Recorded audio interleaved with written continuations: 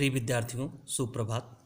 आज का हमारा विषय है 6ठी शताब्दी ईसा पूर्व में गणराज्यों का उदय। अंगुत्तर निकाय तथा भगवती सूत्र में जैसा कि उल्लेखित है कि 6ठी शताब्दी ईसा पूर्व में 16 महाजनपदों का उदय हुआ था। उनमें 14 महाजनपदों में राजतंत्रात्मक व्यवस्था थी तथा 2 महाजनपदों में गणतंत्रात्मक शासन व्यवस्था स्थापित थी। इन 16 महाजनपदों के अतिरिक्त भी कुछ राज्य ऐसे थे जहां पर गणतंत्रात्मक व्यवस्था का अस्तित्व मिलता है और उन राज्यों का भी अस्तित्व मिलता है। बौद्ध साहित्य तथा पाली साहित्य में 10 गणराज्यों का उल्लेख मिलता है जो निम्नलिखित हैं। इनमें कपिलवस्तु के शाक्य, रामग्राम के कोली, कुशीनारा के मल्ल, पावापुरी के मल्ल, मिथिला के विदेह, पिप्पलीवन के मोरी, सुमसुमारगिर के भग्ग, अलकप के बुली, केसपुत के कलाम तथा वैशाली के लिच्छवियों का उल्लेख बौद्ध साहित्य तथा पाली साहित्य में मिलता है। इनमें जो सर्वाधिक महत्वपूर्ण गणराज्य थे वे थे कपिलवस्तु के शाक्य तथा वैशाली के लिच्छवी गणराज्य।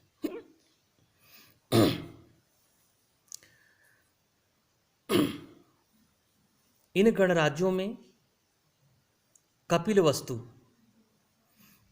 शाक्यों की राजधानी थी। शाक्यों के प्रमुख महात्मा बुद्ध के पिता शुद्धोदन थे। गौतम बुद्ध का जन्म लुम्बिनी में हुआ था, जो कि शाक्यों की एक प्रमुख नगरी थी। यहाँ पर इक्ष्वाकु वंशी क्षत्रियों का शासन था। बाद में यह कोशल के अधीन हो गया था। रामग्राम के कोली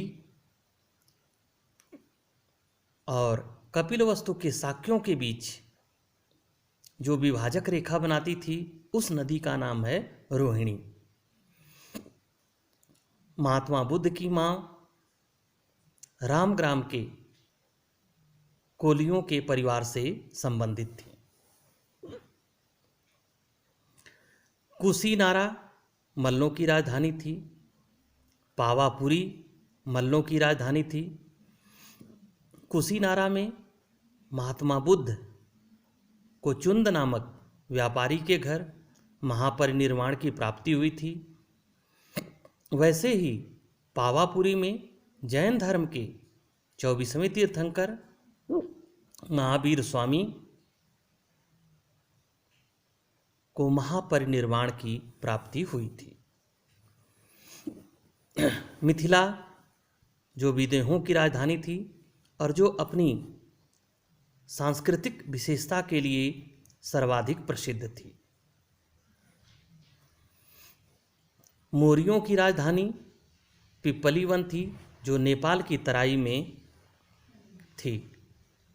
सुमसुमार संभवतः मिर्जापुर के आसपास का क्षेत्र था जहाँ पर भग्गों का निवास स्थान था। बुली शाहाबाद और मुजफ्फरपुर के बीच में स्थित थे। यह अलकप राज्य का एक भाग था।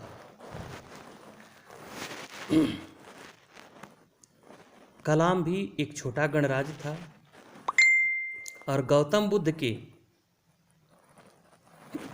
प्रथम गुरु आलार कालाम इसी गणराज्य से संबंधित थे। कलामों का प्रसिद्ध नगर केशपुत था और यह गोमती नदी के तट पर स्थित था। शाक्यों के बाद सब सर्वाधिक प्रसिद्ध गणराज्य लिच्छवियों का गणराज्य था और इसकी राजधानी वैशाली थी। वैशाली अपने समय का प्रसिद्ध व्यापारिक नगर था। इस प्रकार हम देखते हैं कि 10 गणराज्यों की स्थापना वहाँ पर भारत में पाई जाती है। भारत में सर्वाधिक प्राचीन गणतंत्र का उदाहरण हिमाचल प्रदेश के कुल्लू जिला के मलाना गांव में सर्वप्रथम देखा जा सकता है कि यहाँ पर सर्वप्रथम लोकतांत्रिक प्रणाली थी। अर्थात गणराज्य का क्या अर्थ हुआ?